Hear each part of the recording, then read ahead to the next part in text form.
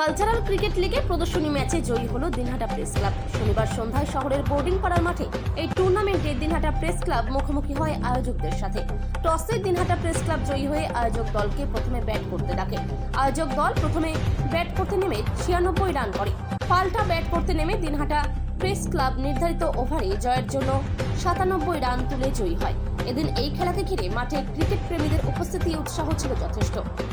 আয়োজকদের শিবম চক্রবর্তী বলেন, এবছর এই খেলা সপ্তম বর্ষ, মোট 12টি দল অংশগ্রহণ করেছে। প্রীতি ক্রিকেট ম্যাচে জয়ী হয় দিনহাটা প্রেস ক্লাব দল। প্রীতি ম্যাচ তো আমরা প্রত্যেক বছরই প্রেস ক্লাবের সাথে খেলি এবং সেই সঙ্গে এই বছরও খেলছি। আমার বেশি আনন্দ হচ্ছে কারণ এবছর ম্যানেজমেন্টে আমরা অত ভালো প্লেয়ার ইচ্ছে করেই নিইনি, কারণ প্রত্যেক বছর প্রেস ক্লাব হারে। যদিও এটা একটা খুব মজার চলেই বললাম, খুব ভালো লাগে যখন প্রেস ক্লাব আমাদের পাশে থাকে। এই নয়, প্রত্যেক বছর প্রেস ক্লাব আমাদের সাথে একটা প্রীতি ম্যাচ খেলে। আগামীকালও একটা প্রীতি ম্যাচ রয়েছে যদিও পুলিশ স্টেশনে।